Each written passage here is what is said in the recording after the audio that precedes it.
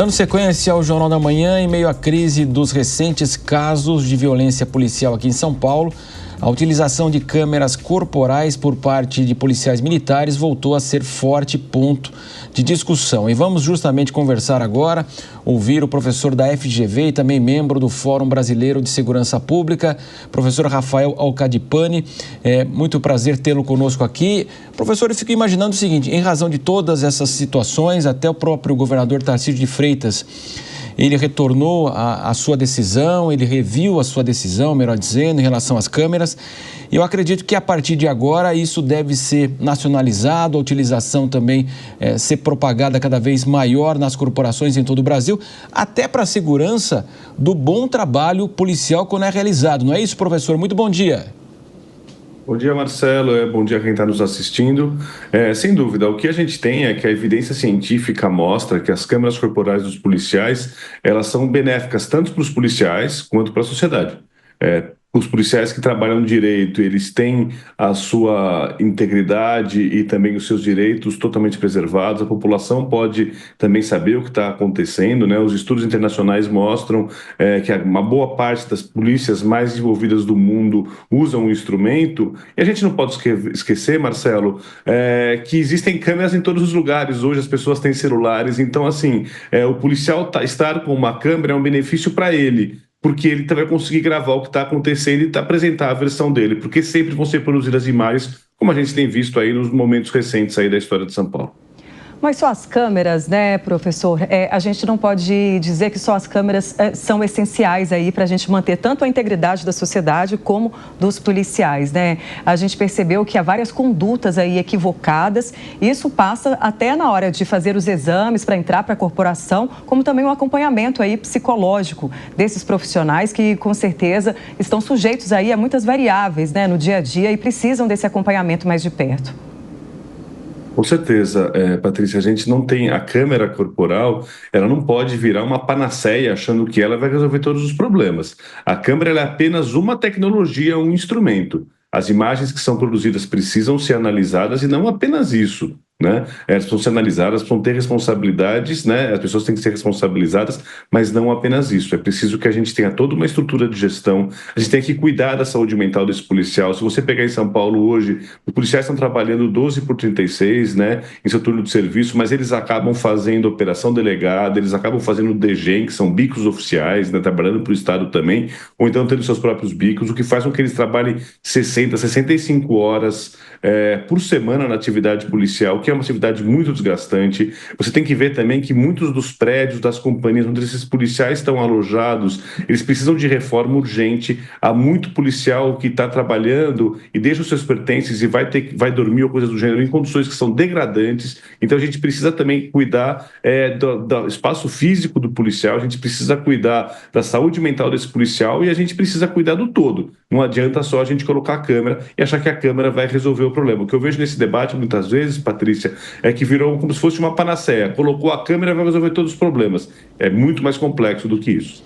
Sem dúvida, professor, eu peço para o senhor ficar conosco, porque a gente vai colocar justamente uma reportagem agora, falando justamente do governador de São Paulo, Tarcísio de Freitas, que reconheceu que seu discurso influencia justamente o comportamento dos agentes da PM envolvidos nessa série nas últimas semanas. Vamos agora acompanhar então a reportagem de Anthony Wells. Em um evento na sexta-feira, dia 6 de dezembro, o governador Tarcísio de Freitas reconheceu que o seu discurso tem a capacidade de influenciar o comportamento dos policiais militares. O governador disse o seguinte, que a gente comete erros também e os erros que a gente comete têm reflexos. Tarcísio, na fala dele, admitiu a necessidade de equilíbrio e contenção na polícia militar. A gente separou um trechinho do discurso do governador de São Paulo, Tarcísio de Freitas. Vamos ouvir. A gente comete erros também, né? E os erros que a gente comete têm reflexos. E tem hora que a gente tem que parar para pensar, fazer uma profunda reflexão e ver onde é que nós estamos errando. Por que nós estamos errando? Onde que nós erramos no discurso? E aí eu concordo com a professora Joana. Nosso discurso tem peso. E às vezes, se a gente erra no discurso, a gente dá o direcionamento errado e a gente traz consequências erradas. E isso é fácil de ser percebido. A fala veio em um evento com as presenças do ministro da Justiça, Ricardo Lewandowski, o ministro do Supremo Tribunal Federal, Gilmar Mendes, e o secretário de Segurança Pública do Estado de São Paulo, Guilherme Dequitti. De São Paulo, Antônio Wells. Muito bem, também agora é hora, professor, dos nossos comentaristas aí fazer os questionamentos ao senhor Diogo da Luz e Felipe Monteiro. Vamos começar agora com o Felipe Monteiro. Professor, bom dia. Vendo os números, é impossível se colocar contra a câmera nos policiais. Mas há uma discussão, queria saber a sua opinião sobre isso, se a tecnologia tem que ser a gravação contínua, como é atualmente em São Paulo, ou se o policial tem que acionar a gravação no momento da operação. Eu tenho minha opinião formada, mas queria saber a sua opinião sobre esse assunto, que eu acho que está tendo esse debate atualmente em São Paulo e no Brasil. Obrigado pela pergunta. O que a gente tem é que muitas polícias do mundo permitem que o policial acione e desligue a sua câmera. Isso é uma questão que acontece principalmente fora do Brasil. Desde que tenha-se a certeza de que vai ser acionado e vai ser ela no momento em que é o momento necessário. Então, se houver algum tipo de denúncia e a câmera não tiver sido acionada pelo agente, ele vai arcar com punições disciplinares. O modelo de São Paulo é um dos primeiros modelos do mundo onde você tem o acionamento contínuo da câmera. Parece que no novo contrato isso vai ser alterado, mas no contrato anterior, o que mostrou bons resultados. Mas, de novo, eu acho que isso, é claro que essa é uma questão relevante, mas a gente precisa ter toda uma estrutura por trás, precisa ter uma questão de gestão, precisa ter um cuidado com a saúde mental. Essa é uma situação relevante, mas o que está por trás dessa questão da câmera, toda a estrutura que está por trás, toda a gestão que está por trás, é mais importante do que quando você aciona ou deixa de acionar, o policial aciona ou deixa de acionar, no meu ponto de vista. É um prazer falar consigo. Me parece admirável que um governante admita uma correção de rumos para melhorar a segurança.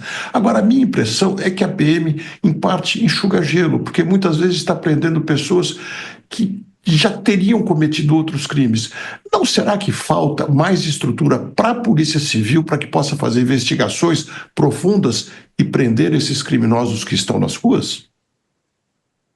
É claro, eu também vejo com bons olhos você mudar de atitude, você ver que coisas não estão sendo feitas bem feitas e você precisa alterar, é sempre muito bem-vindo, a gente sempre tem que congratular o governante quando ele tem a coragem de se comportar dessa maneira. Agora, a gente precisa que a conversa vire ações, virem coisas práticas. Eu concordo integralmente que a Polícia Civil ela precisa de um investimento maior, ela precisa de uma melhoria das suas condições de trabalho, ela precisa de investimento em tecnologia. Houve agora uma grande contratação de policial, mas isso não é suficiente. A gente precisa de uma mudança na forma de fazer gestão na Polícia Civil para que ela fique cada vez mais eficiente. E não só na Polícia Militar, como a gente falou antes, que tem a questão da saúde mental. A Polícia Civil também tem problemas sérios com relação à saúde mental e a gente precisa que o governo tenha um olhar em relação à saúde mental desse policial. A Polícia Civil de São Paulo é uma polícia grande, uma polícia que tem prestado enormes serviços para a nossa sociedade. Mas a gente precisa que o governo perceba a importância dela e coloque e dê mais protagonismo para a nossa Polícia Civil.